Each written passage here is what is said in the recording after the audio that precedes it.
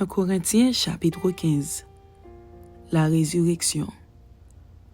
Je vous rappelle, frères, l'évangile que je vous ai annoncé, que vous avez reçu, dans lequel vous avez persévéré et par lequel vous êtes sauvés, si vous le retenez tel que je vous l'ai annoncé, autrement vous auriez cru en vain.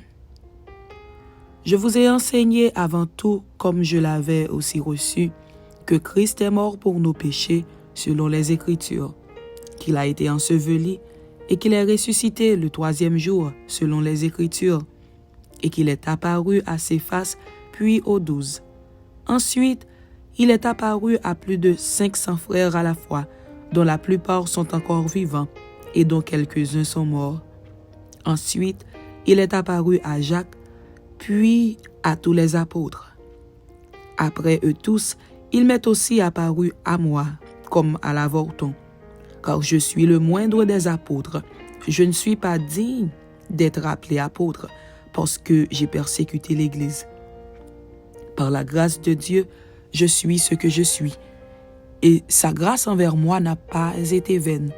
Loin de là, j'ai travaillé plus que tous, non pas moi toutefois, mais la grâce de Dieu qui est avec moi. Ainsi donc, que ce soit moi, que ce soit eux, voilà ce que nous prêchons, et c'est ce que vous avez cru. Or, si l'on prêche que Christ est ressuscité des morts, comment quelques-uns parmi vous disent-ils qu'il n'y a point de résurrection des morts? S'il n'y a point de résurrection des morts, Christ non plus n'est pas ressuscité. Et si Christ n'est pas ressuscité, notre prédication est donc vaine, et votre foi aussi est vaine. Il se trouve même que nous sommes de faux témoins à l'égard de Dieu, puisque nous avons témoigné contre Dieu qu'il a ressuscité Christ, tandis qu'il ne l'aurait pas ressuscité, si les morts ne ressuscitent point. Car si les morts ne ressuscitent point, Christ non plus n'est pas ressuscité. Et si Christ n'est pas ressuscité, votre foi est vaine. Vous êtes encore dans vos péchés, et par conséquent aussi ceux qui sont morts en Christ sont perdus. Si c'est dans cette vie seulement que nous espérons en Christ, nous sommes les plus malheureux de tous les hommes. Mais maintenant, Christ est ressuscité des morts. Il est les prémices de ceux qui sont morts. Car puisque la mort est venue par un homme, c'est aussi par un homme qu'est venue la résurrection des morts. Et comme tous meurent en Adam, de même aussi tous revivront en Christ. Mais chacun en son rang. Christ comme prémisse, puis ceux qui appartiennent à Christ lors de son avènement. Ensuite viendra la fin, quand il remettra le royaume à celui qui est Dieu et Père, après avoir détruit toute domination, toute autorité et toute puissance. Car il faut qu'il règne jusqu'à ce qu'il ait mis tous les ennemis sous ses pieds. Le dernier ennemi qui sera détruit, c'est la mort. Dieu, en effet, a tout mis sous ses pieds. Mais lorsqu'il dit que tout lui a été soumis, il est évident que celui qui lui a soumis toutes choses est excepté. Et lorsque toutes choses lui auront été soumises, alors le Fils lui-même sera soumis à celui qui lui a soumis toutes choses, afin que Dieu soit tout en tous. Autrement, que feraient ceux qui se font baptiser pour les morts? Si les morts ne ressuscitent absolument pas, pourquoi se font-ils baptiser pour eux? Et nous, pourquoi sommes-nous à toute heure en péril? Chaque jour, je suis exposé à la mort. Je l'atteste, frère, par la gloire dont vous êtes pour moi le sujet, en Jésus-Christ notre Seigneur. Si c'est dans des vues humaines que j'ai combattu contre les bêtes à Éphèse, quel avantage m'en revient-il si les morts ne ressuscitent pas? Mangeons et buvons, car demain nous mourrons. Ne vous y trompez pas. Les mauvaises compagnies corrompent les bonnes mœurs. Revenez à vous-même, comme il est convenable, et ne péchez point. Car quelques-uns ne connaissent pas Dieu. Je le dis à votre honte. Mais quelqu'un dira, comment les morts ressuscitent-ils? Et avec quel corps reviennent-ils?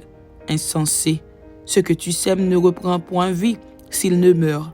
Et ce que tu sèmes, ce n'est pas le corps qui naîtra, c'est un simple grain, de blé peut-être, ou de quelque autre semence. Puis Dieu lui donne un corps comme il lui plaît. et à chaque semence, il donne un corps qui lui est propre. Toute chair n'est pas la même chair, mais autre est la chair des hommes, autre celle des quadrupèdes, autre celle des oiseaux, autre celle des poissons. Il y a aussi des corps célestes et des corps terrestres, mais autre est l'éclat des corps célestes, autre celui des corps terrestres, autre est l'éclat du soleil, autre l'éclat de la lune et autre l'éclat des étoiles. Même une étoile diffère en éclat d'une autre étoile. Ainsi en est-il de la résurrection des morts. Le corps est semé corruptible, il ressuscite incorruptible. Il est semé méprisable, il ressuscite glorieux. Il est semé infirme, il ressuscite plein de force. Il est semé corps animal, il ressuscite corps spirituel. S'il y a un corps animal, il y a aussi un corps spirituel. C'est pourquoi il est écrit, le premier homme, Adam, devint une âme vivante. Le dernier Adam est devenu un esprit vivifiant. Mais ce qui est spirituel n'est pas le premier, c'est ce qui est animal. Ce qui est spirituel vient ensuite. Le premier homme, tiré de la terre, est terrestre. Le second homme est du ciel. Tel est le terrestre, tels sont aussi les terrestres. Et tel est le céleste, tels sont aussi les célestes. Et de même que nous avons porté l'image du terrestre, nous porterons aussi l'image du céleste. Ce que je dis, frères, c'est que la chair et le sang ne peuvent hériter le royaume de Dieu, et que la corruption n'hérite pas l'incorruptibilité. Voici, je vous dis un mystère. Nous ne mourrons pas tous, mais tous nous serons changés. En un instant, en un clin d'œil, à la dernière trompette. La trompette sonnera, et les morts ressusciteront incorruptibles, et nous serons changés. Car il faut que ce corps corruptible revête l'incorruptibilité, et ce corps mortel revête l'immortalité. Lorsque ce corps corruptible aura revêtu l'incorruptibilité, et que ce corps mortel aura revêtu l'immortalité, alors s'accomplira la parole qui est écrite. La mort a été engloutie dans la victoire. Ô mort, où est ta victoire? Ô mort, où est ton aiguillon? L'aiguillon de la mort, c'est le péché, et la puissance du péché, c'est la loi. Mais grâce soit rendue à Dieu qui nous donne la victoire par notre Seigneur Jésus-Christ. Ainsi, mes frères bien-aimés, soyez fermes, inébranlables, travaillant de mieux en mieux à l'œuvre du Seigneur, sachant que votre travail ne sera pas vain dans le Seigneur.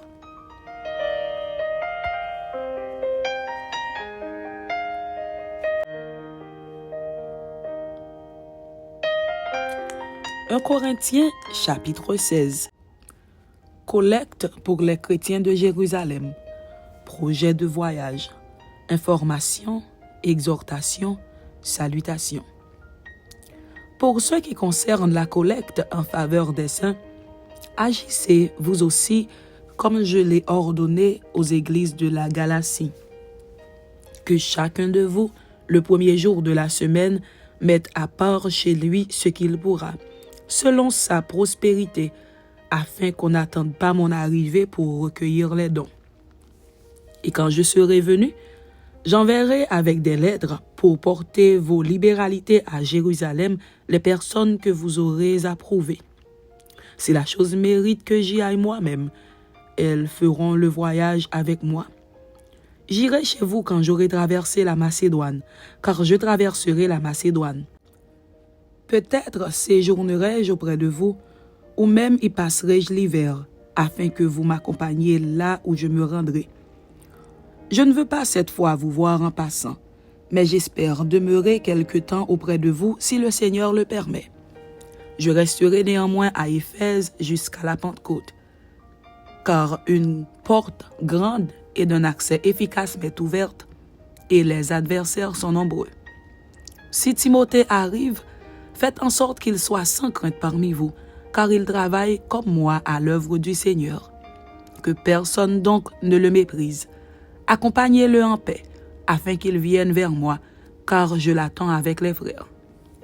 Pour ce qui est du frère Apollos, je l'ai beaucoup exhorté à se rendre chez vous avec les frères. Mais ce n'était décidément pas sa volonté de le faire maintenant. Il partira quand il en aura l'occasion. Veillez, demeurez fermes dans la foi. Soyez des hommes, fortifiez-vous. Que tout ce que vous faites se fasse avec charité. Encore une recommandation que je vous adresse, frères. Vous savez que la famille de Stéphanas est les prémices de l'Achaïe et qu'elle s'est dévouée au service des saints. Ayez-vous aussi de la déférence pour de tels hommes et pour tous ceux qui travaillent à la même œuvre. Je me réjouis de la présence de Stéphanas, de Fortunatus et d'Achaïcus. Ils ont suppléé à votre absence, car ils ont tranquillisé mon esprit et le vôtre. Sachez donc apprécier de tels hommes. Les églises d'Asie vous saluent. Aquilas et Priscille, avec l'église qui est dans leur maison, vous saluent beaucoup dans le Seigneur. Tous les frères vous saluent. Saluez-vous les uns les autres par un saint baiser. Je vous salue, moi, Paul, de ma propre main. Si quelqu'un n'aime pas le Seigneur, qu'il soit anathème. Maranatha. Que la grâce du Seigneur Jésus soit avec vous. Mon amour est avec vous tous en Jésus-Christ. Amen. C'était 1 Corinthiens chapitre 15 et 1 Corinthiens chapitre 16. Ainsi se termine la lecture du premier livre des Corinthiens. Que Dieu vous bénisse. Amen.